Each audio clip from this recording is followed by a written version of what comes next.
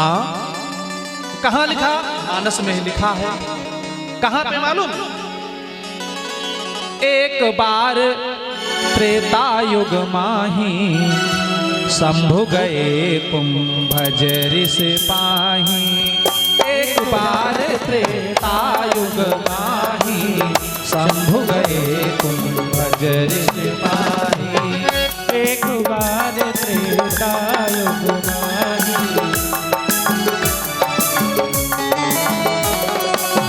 एक बार भगवान शंकर कथा सुनने के लिए गए। कहाँ गए? शंभु गए कुंभज ऋषि पाही। कुंभज ऋषि कथा कह रहे हैं और भगवान शंकर कथा सुनने के लिए गए।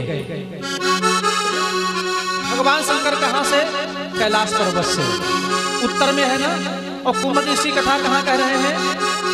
एकदम दक्षिण भारत में बैठ करके कथा कह रहे हैं। देखिए, कथा सुनने जब जाइए तो क्या होता है मालूम? कभी कभी कुछ लोग कथा सुनने जाते हैं और कथा में तो बैठे हैं, मगर मालूम क्या कहते हैं? अरे कथा सुनने हम आ गए, बैठ गए, मान सम्मान रख लिया। अरे ये क्या कथा हमको सुनाएंगे, इनसे ज्यादा हमको खुद मालूम है। होता ना? ना। देखो, एक बात बता दें आपको, वक्ता बनना सरल है। आप व्यास बन जाएंगे, किसी भी व्यास के साथ में रह लिए, अपना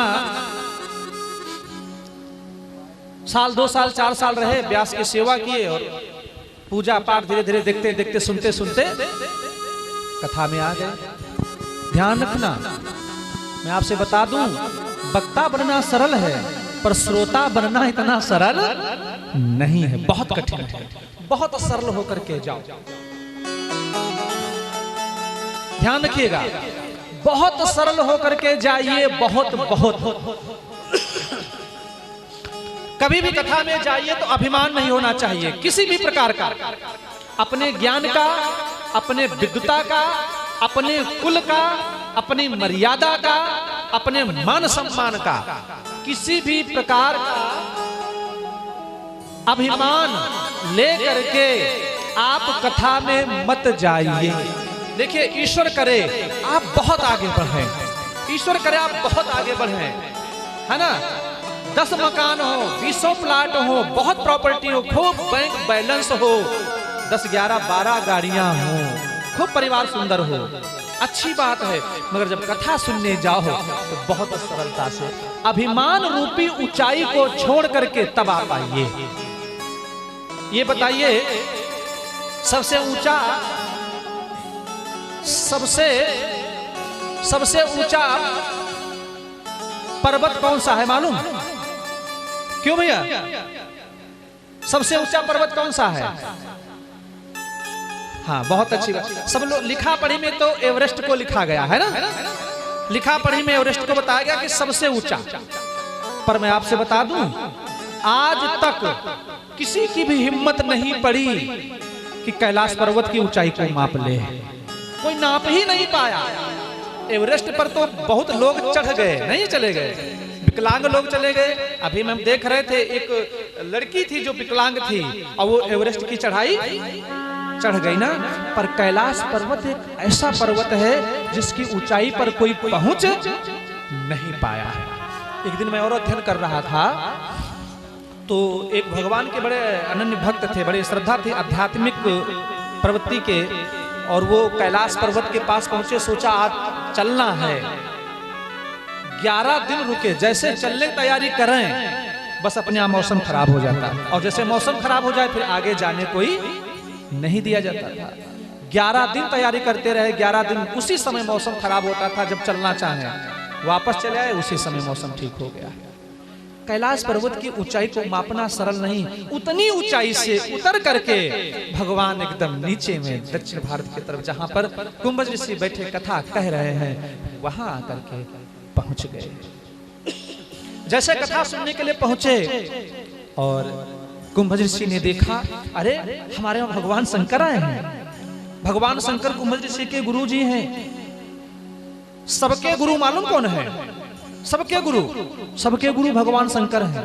और शिष्य कथा कह रहा हो और गुरु जी कथा में पदार्पण हो जाए, पहुंच जाए, तो फिर तो शिष्य का धर्म है, हाँ, कि सबसे पहले अपने गुरु का सम्मान किया जाए।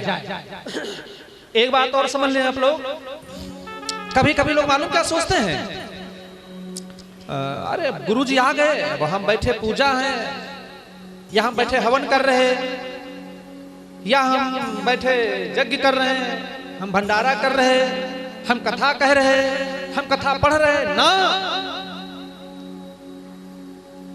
ध्यान रखिएगा, गुरु का अर्थ क्या है, गुरु का मतलब क्या है। साधारण रूप में लोग बोलते हैं गु माने अंधकार और रू माने प्रकाश। जो अज्ञान रूपी अंधकार से निकाल कर ज्ञान रूपी प्रकाश की तरफ ले आवे, उसको कहते हैं गुरु। और मेरे भाई, गुरु जो है वो किसी मनुष्य का नाम नहीं है, गुरु पद है। गुरु क्या है? गुरु एक गरिमा है, एक पद है। गोस्वामी जी ने जो मानस की रचना की, जो उसमें चौपाई है ना, सबसे प्रथम चौपाई में मालूम क्या लिखा? सबसे पहली चौपाई मानस की चौपाई मालूम कौन सी पहली? सुनो कि बंदहु गुरु पद पदुम परागा, सुरुचि सुबास सरस अनुरागा। बंदहु गुरु पद पदुम परागा, सुरुचि सुबास सरस अनुरागा।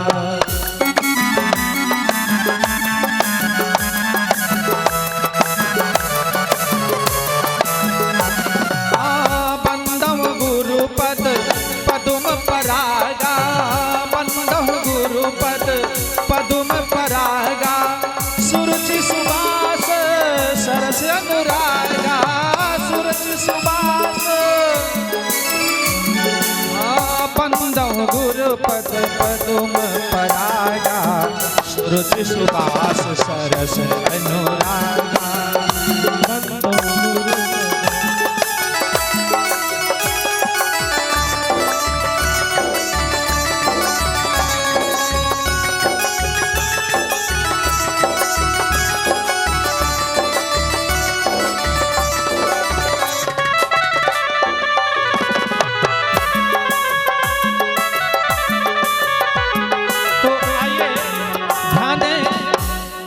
सबसे प्रथम जो चौपाई है, बंदहु गुरु पद पदुम परा,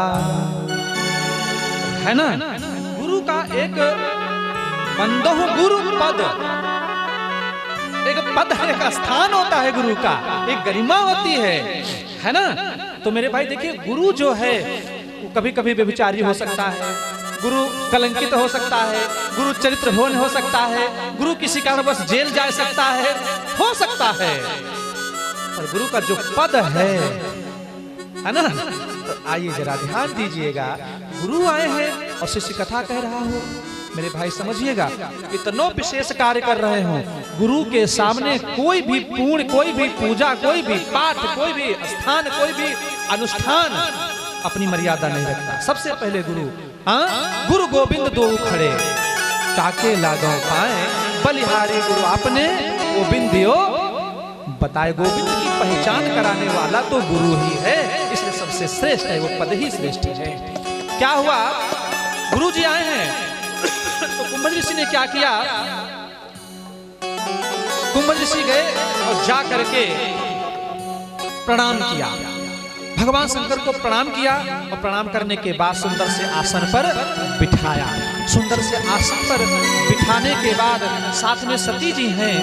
भगवान शंकर जब कथा सुनने गए तो साथ में किसको लेकर गए हैं? सती जी को। भगवान शंकर की पत्नी जिनका नाम है सती, सती जी को साथ में लेकर गए। अच्छा, सती जी को क्यों ले गए?